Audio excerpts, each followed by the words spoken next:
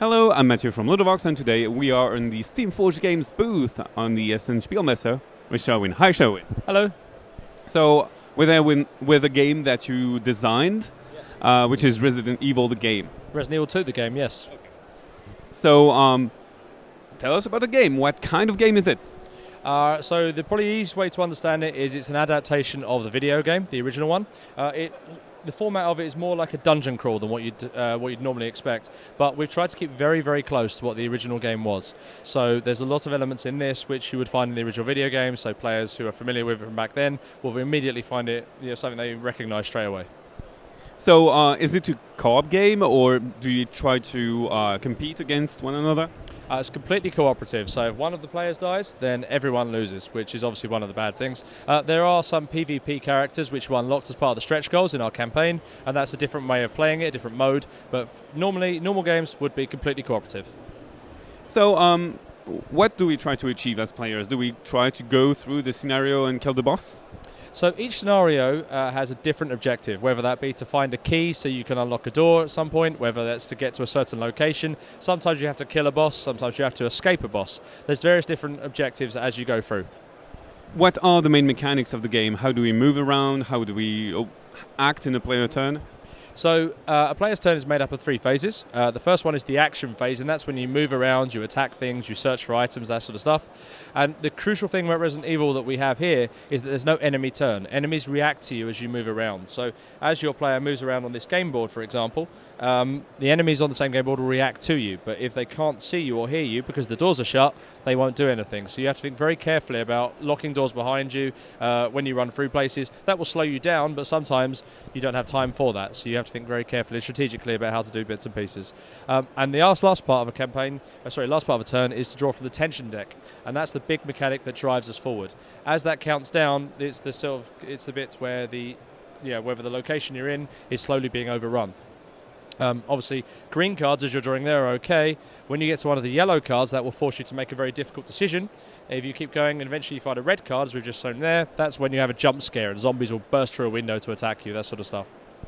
What is the ratio? Does it adapt according to the scenario? It will adapt according to the scenario. Each scenario has a completely unique tension deck based on the events of the game and also based on how difficult the level is supposed to be. So some of the earlier ones, this demo for example, is very light on the sort of red cards and the yellow ones. It's really designed more to keep people interested and sort of teach them the mechanic of how it works. Later on scenarios are very much more difficult when you've got lots of stuff jumping at you. So how do you fight the monsters and the zombies? Yeah, no worries. So the crucial part about Resident Evil games is that if you try to kill every single enemy, you'll run out of ammunition very, very quickly. You have to think carefully about whether you want to dodge past enemies or whether you want to try and kill them. And usually that decision comes down to how often you think you'll be going through that particular room or that location, that corridor. So one of the crucial things that we have is these dice here, which we roll, and they generally tend to either indicate if you're attacking someone, they do damage, or they push them back. Obviously these, you hit an enemy and nothing happens, and most part of it depends on the weapon, how many dice you roll, and what results you're looking for. So the pistol, if you roll one of these, you get 1 damage. If you roll one of these, you can push an enemy back. On the shotgun, which uses these red dice, there's a higher opportunity to hit, and whatever result you get, you just do 2 damage, because a shotgun is a more powerful weapon. And the various different weapons have lots of different properties to them.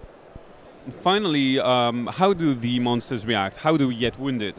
Yeah, absolutely. So when a zombie attacks you, so when you react to do things like you make a gunshot or you attack an enemy, zombies will move towards you like this, and they have a move stat which is 1, as we see here, and that's how far they'll move. You have a faster enemy like a zombie dog, it would move multiple squares towards you. If a zombie's in your square, it will try to attack you, and you're always rolling to evade with your characters. You never roll for the enemies to attack you. It's a very fast-paced game. It's designed to sort of replicate what Resident Evil 2 is. So the players are always, every given time, you're trying to evade. So you roll this, and you're looking to get a success on one of these dice.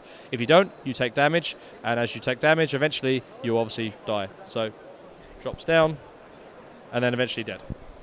Can you heal with flowers? Yeah, so as you search through the game, you'll find various different items. We have one here, which is this green herb. That enables us to heal a level. There are obviously more powerful items, and it's Resident Evil, so there are various different herbs you can combine to get a greater healing effect. What about the different scenarios? Are you making a campaign? Do we carry on with some kind of experience? Yep, there's a complete narrative campaign in the box. There's rules for it. So at the end of it, the scenarios are all driven narratively. It tells you through the events of Resident Evil 2. You can play various different modes on that. You can reset everything if you wanted to. Alternatively, you can play through and keep the same ammunition, the same health levels, keep the same items. There's some items you can find which you can carry on with you through different scenarios, and they let you unlock doors later on in the game which you wouldn't be able to unlock unless you're playing in narrative campaign mode. So there are some rewards. But the game is also designed to be completely standalone if you wanted to. So if you just wanted to sit down with some friends and play a game, you can do. There's no requirement to play as part of the campaign mode. You can play them as standalone scenarios. When do you plan to ship it? I mean, it has been on Kickstarter, I believe. So when do you plan to ship it? So our Kickstarter only ended on Monday this week, so it's still very soon at the moment. Our estimated shipping date is going to be September next year. Do you expect it to be translated for French audiences? At present, this Kickstarter is only in English. When it comes to retail, I'm not so honestly sure on that one. You'd need to ask some of our production guys rather than the design guy. But it's certainly something we should probably be looking at. So yes, I'd be surprised if we didn't. Okay, thank you very much for that overview of Resident Evil 2, the game. And let's see you on Ludovox. Bye-bye.